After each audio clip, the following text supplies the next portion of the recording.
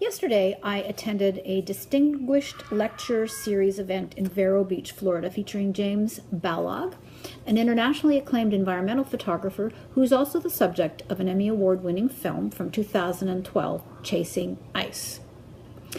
Mr. Balog is the recipient of many awards and author of Ice: Portraits of Vanishing Glaciers. He has been published in the National Geographic and exhibited at more than 100 museums and art galleries worldwide. Sounds interesting and exciting, right? Well, the first clue that the audience was going to be treated to an ongoing climate change consensus myth lecture came with an online search of James Balog himself.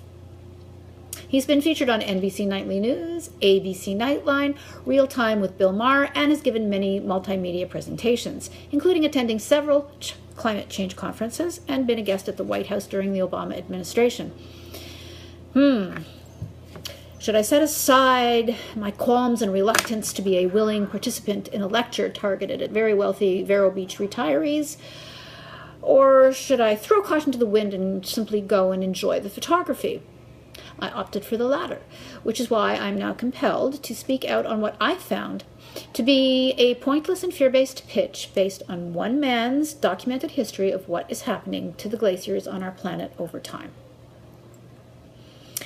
While the photography was undeniably breathtaking and beautiful, and the man himself very passionate about his work, the event was completely diminished by the insertion of the fake narrative that 97% of world's scientists, as announced by John Kerry back in 2015, all agree that climate change is real, man-made, and dangerous.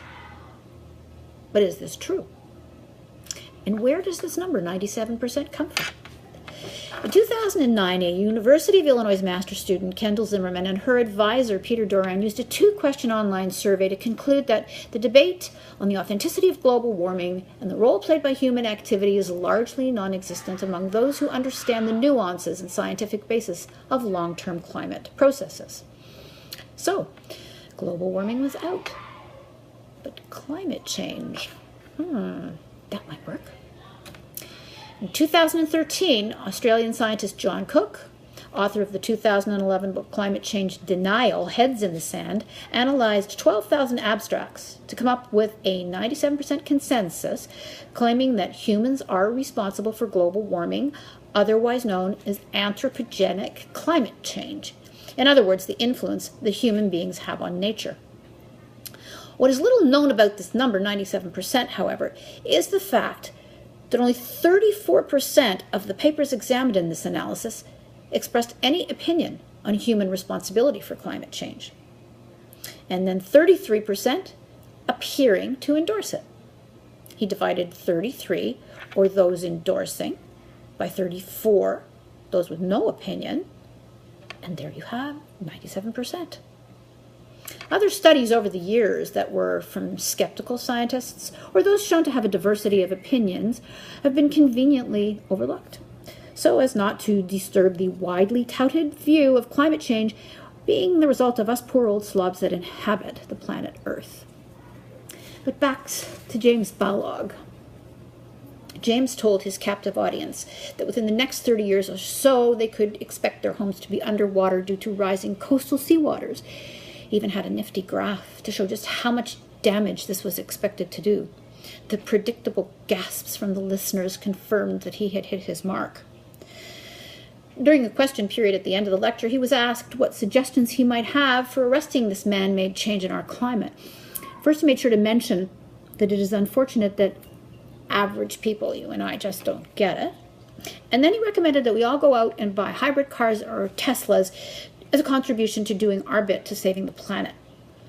I wonder if he wrote this while sitting in his fossil fuel spilling airplane on the way to the lecture, or maybe in the limo or the taxi that brought him to the event.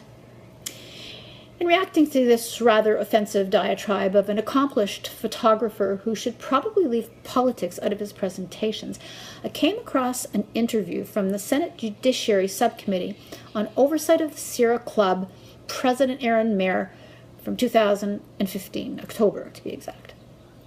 In it, Senator Ted Cruz is seen questioning Mr. Mayer on his assertion that 97% of scientists think that man is responsible for global warming.